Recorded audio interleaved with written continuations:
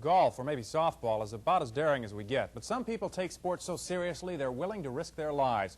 Rick Jackson will be looking at some of those people this week. Tonight he starts his special series by climbing a mountain barehanded, a hobby where your life is literally on the edge.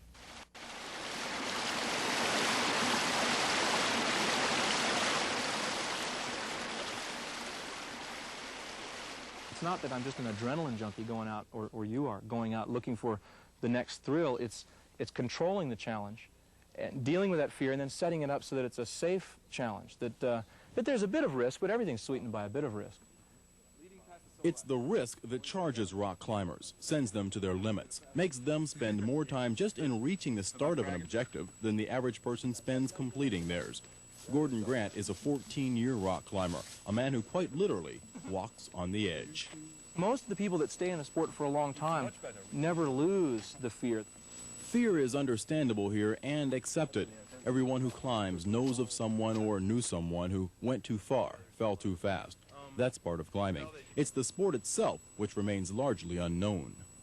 I feel like I'm a pretty conservative person as far as taking risks go, and that's why I wanted to have a high degree of safety involved when I got started. Scott is a veteran of only 3 climbs and very conscious of the dangers of inexperience. But safety is primary on the rock.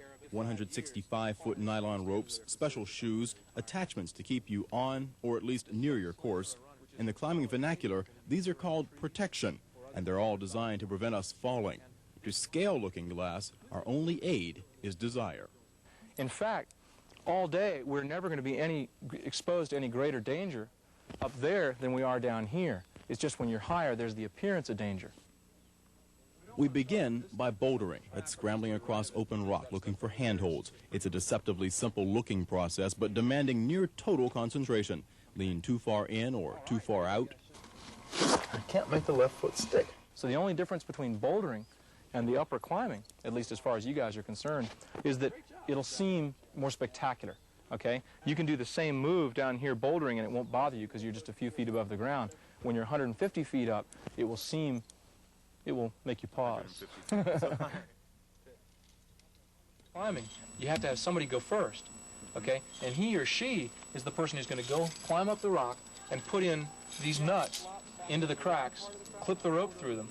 But this is the way the system works. Obviously, it's a more severe fall. If I had been way up there and fallen, this nut wouldn't have done me any good. Climbing, Gordon? Climb, Rick! Come on, left foot, get up there.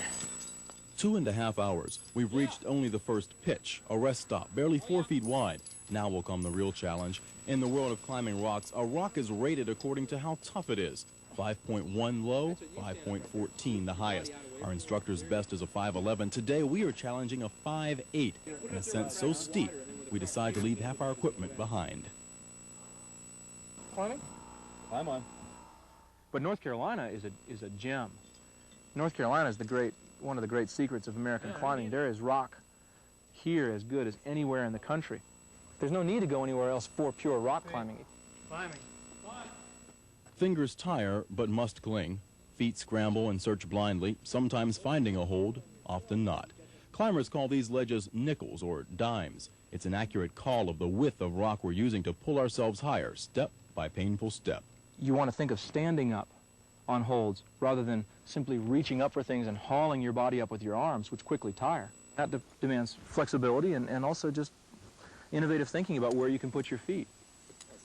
120 feet up, I learned the hardest part of climbing is not climbing.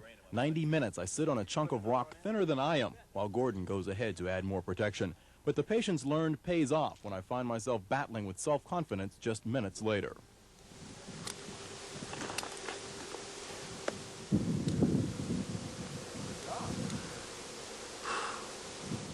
I get the same thrill now attempting more difficult climbs as I did when I was attempting easier climbs as a beginner, because one can always attempt a harder grade. It's an endless curve.